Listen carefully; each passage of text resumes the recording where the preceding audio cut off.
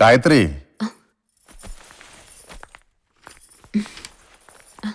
നാ.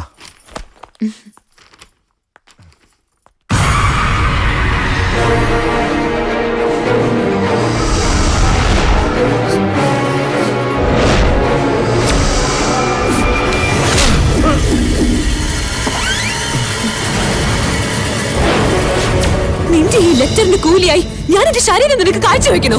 നീയൊക്കെ പൂവിട്ട് പൂജിച്ചിരുന്ന വാഴൻകോവിലെടുത്ത ശേഖരൻ തമ്പുരാന്റെ മോളാ ഞാൻ ഇവിടെ വന്നത് ഇന്ത്യൻ ആർമിയിൽ നിന്ന് കാണാതായ ഒരു പട്ടാളക്കാരന്റെ ജീവന് വേണ്ടി യാചിക്കാനാ. അല്ലാതെ നീയൊക്കെ പാവങ്ങളുടെ വീർപ്പൂറ്റി കുടിച്ച് സർക്കാർ ഗസ്റ്റ് ഹൗസിലും പഞ്ചനക്ഷത്ര ഹോട്ടലുകളിലും കുടിച്ചു കൂത്താടി ഈ നാട് മുടിക്കുമ്പോ ഈ നാടിന്റെ രക്ഷയ്ക്കായി കാവൽ നിൽക്കുന്ന ഒരു വിഭാഗമുണ്ട്, പട്ടാളക്കാര്.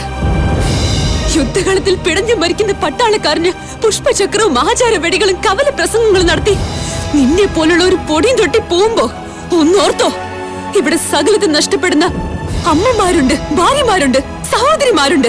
അതൊന്നും നിന്നെ പോലുള്ള ചെറ്റകൾക്ക് മനസ്സിലാകില്ല. നിന്നെ പോലുള്ള ഒരു ശരീരം കണ്ട പുഴുക്കൾ പോലും അരയ്ക്കും. നിന്റെയൊക്കെ കൈക്ക് കാമത്തിന്റെ ചൂടാണെങ്കിൽ എന്റെ കണ്ണിൽ അഗ്നിയാ, അഗ്നി.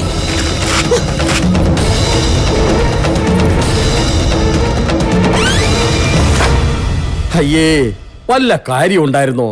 ആളും തരവും നോക്കി വേണ്ട കളിക്കാൻ. ഹോ, പഴയ ഗോലിസോട പൊട്ടിച്ച ഒച്ചയായിരുന്നു. തരിച്ചു കാണും അല്ലയോ? ആ കൊച്ചു തിരിച്ചു പോയോ നോക്കിട്ട് ഞാൻ വരാം. എന്നിട്ട് പറ ഞാൻ എന്റെ പഞ്ചായത്തിന്റെ പ്രശ്നങ്ങൾ. ഇപ്പൊ വരാം. ഗായത്രി, ഗായത്രി.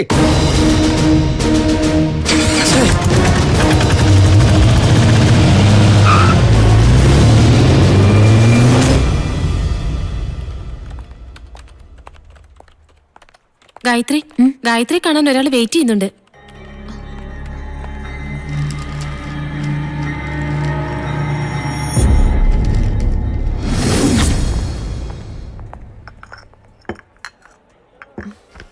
തോമസ് കുട്ടിയെ ഞാനിവിടെ ഒട്ടും പ്രതീക്ഷിച്ചില്ല. അതാണ് തോമസ് കുട്ടി. പ്രതീക്ഷിക്കാത്തടത്ത് വലിഞ്ഞു കയറി ചെല്ലുന്ന സ്വഭാവം പണ്ട് എനിക്കുള്ള. അത് നാട്ടുകാരറിഞ്ഞ കഥ.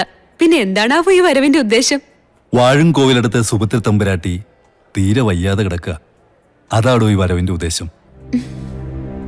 മരിക്കുന്നതിന് മുമ്പ് തന്നെ ഒന്ന് കാണണമെന്ന് തമ്പുരാട്ടി പറഞ്ഞു. പഴയതൊക്കെ അങ്ങ് മറന്ന് താൻ അമ്മയും കൂട്ടി വാഴൻകോവിലിടം വരെ ഒന്ന് ചെല്ലണം. തമ്പുരാട്ടിക്ക് വല്ലതും സംഭവിച്ച ആ കുറ്റബോധം ഗായത്രിയുടെ മനസ്സിൽ എന്നും നിലനിൽക്കും. അതൊഴിവാക്കാവല്ലോ. പിന്നെ ശ്രീകുട്ടൻ എന്തെങ്കിലും തിരിച്ചു വന്ന് എന്റെ അമ്മയെ ഒന്ന് പോയി കണ്ടുകൂടായിരുന്നോ എന്ന് ചോദിച്ചാ ഗായത്രി എന്താ ഉത്തരം പറയാ?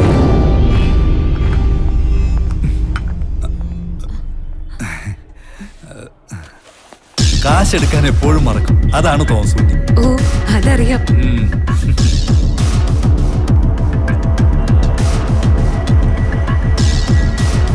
ഇതാണ് നമ്മുടെ പഴയ ശകലം. കാറ്റുണ്ടല്ലോ അല്ലേ?